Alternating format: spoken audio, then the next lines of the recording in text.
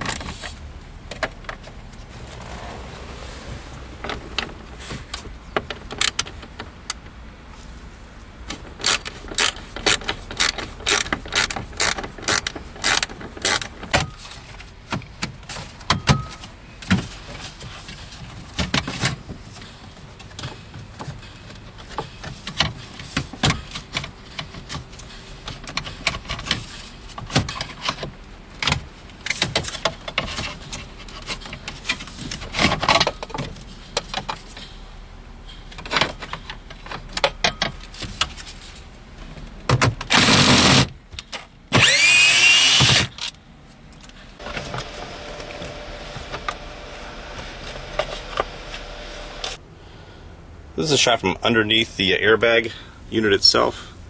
You can see the 3 bolts, 1, 2, 3, that are going to be removed to allow this panel to lift up right here.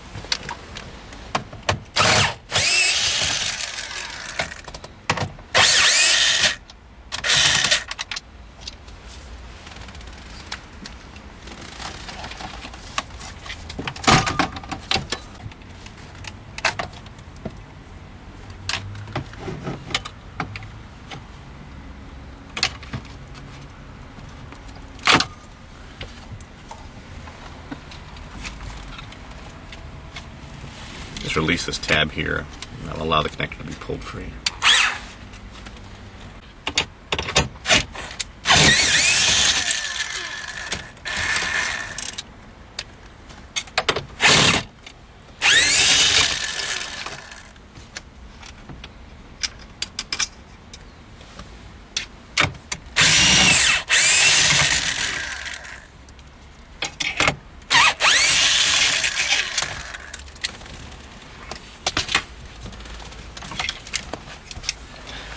The lockpick's a simple plug and play. What you're going to do is release the large connector in the back here. There's a little tab in the center to push down, and the locking bar will fold over and eject the connector.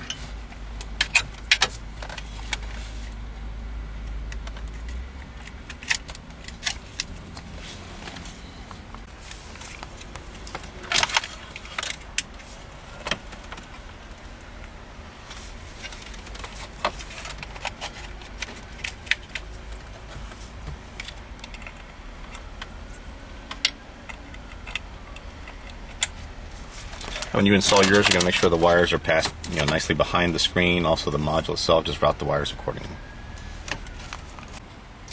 Okay, before plugging in your lockpick module, you're going to make sure the dip switches are set properly. You're going to want 3 and 4 down on the communication side. The other side, you're going to make sure the rotary switch is set for 0. Then you have 5 accessory option switches here on the side. These will be detailed in your instruction manual. There's 2 video inputs on the module. This is for a front camera and also for an aux camera or any video source you would like. They're selectable using the steering wheel buttons. There's also an input on the harness itself for a rear camera input if you're going to be installing one aftermarket.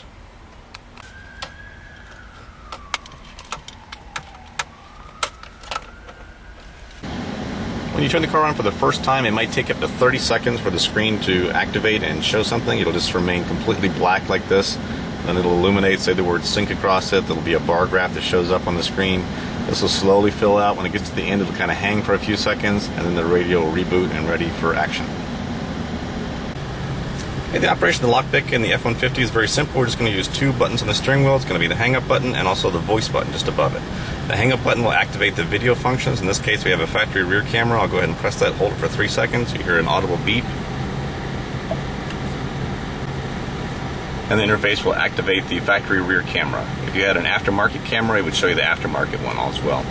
The lockpick can also be switched to a second rear camera. It has that function built into it, so if you're pulling a trailer or something like that and you don't want to see the front end of your trailer, instead you want to see the back end of it, you can mount a different camera on there, and the lockpick allows you to switch to that camera instead of showing that when you put it in reverse. You turn that function back off again just by holding the button. 3 seconds. Get a double beep, returns you back to the standard screens. Now on the module itself, we've added another video input. In this particular case, it's just an iPhone that's plugged in. It's playing video. It's going to come in through this jack. I had that activated because I've taken switch number 3 and put it down. If I want to activate the second jack, I'll put down 4 down as well. But I'll demonstrate here. We'll go ahead and activate the video function again. 3 seconds. And then I'll toggle over to that other one. Just use the voice button, touch it. It switches to the other video input. This is the one I have currently connected to the module itself. If I press the button again, it'll switch back to the factory camera. Or you can turn the whole function off, just hold the button. The lockpick also has full override features for enabling the AV inputs that are in your car. This is activated by just pressing the voice button, holding it for 3 seconds. You hear a beep. That beep lets you know that the lockpick has activated full functions. The video will operate while in drive and while in motion. Okay, reassembly is basically just a reverse of the earlier procedure.